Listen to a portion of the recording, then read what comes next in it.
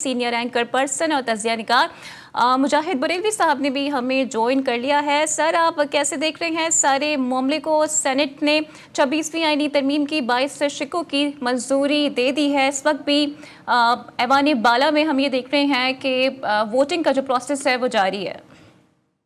देखिए, इंटरेस्टिंग बात यह है कि जो आइन और कानून के तहत पहले तो बिल हमेशा जो है एक पार्लियामानी कमेटी के पास जाया करता था, वो भी कौमी असम्बली के पास, यानी कौमी असम्बली को जो कहते थे वो लोअर हाउस और सेनेट को कहते थे अपर हाउस। कौमी असम्बली से पास होकर फिर अपर हाउस यानी सेनेट में जाता था।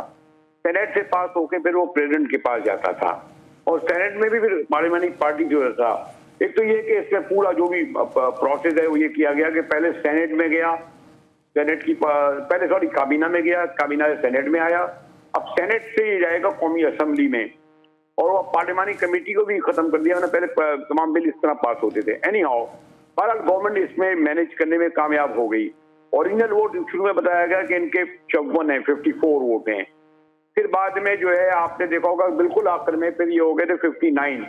लेकिन सबसे अहम जो है आपने देखा होगा सरदार अख्तर मैंगल के, और बाकायदा मुझे थोड़ा सा अफसोस भी हुआ कि जो आपकी जो न्यूज आ रही थी कि 2 अरकान कासिम रोंजा और गालिब एक कोई खातून थी, उनको बाकायदा एहतमाम से लाके बिठाला गया। 2 वोट इस तरह डाले गए, फिर मौलाना के वोट आए, यूं इनको 65 और 66 वोट मिल गए, यानी जो इस तरह 62 मेजोरिटी करके की गई।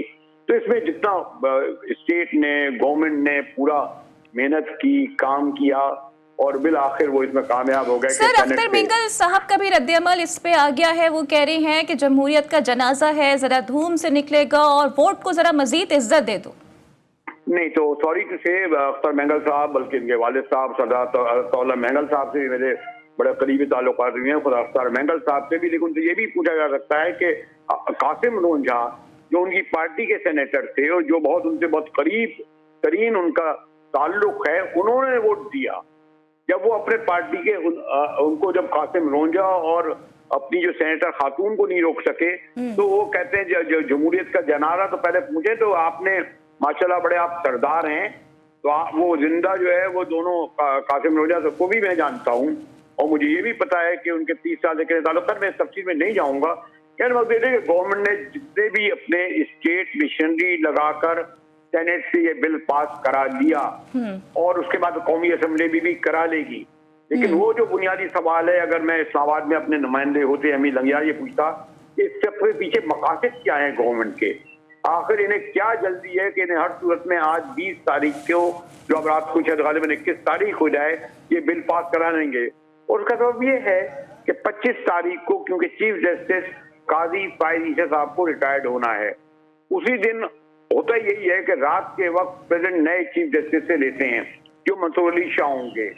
अब इन्होंने जो सब जितनी भी आपने शिकें देखी होंगी और पढ़ी होंगी माशाल्लाह, उन्हें सबसे अहम शिक ये है कि एक 12 रुकनी जो है पार्लियामानी कमेटी बैठेगी। इस पार्लियामानी कमेटी में चीफ जस्टिस और 4 सीनियर जज होंगे, 2 अरकान सेनेट और 2 अरकान कौमी असम्बली होंगे, एक अपोजिशन एक उसका, फिर एक अटॉर्नी जनरल होगा और एक वजीर कानून होगा, फिर एक अकलियत करेगी। ये 12 रुकनी कमेटी 4 सीनियर जजों में से एक को चीफ जस्टिस बनाएगी।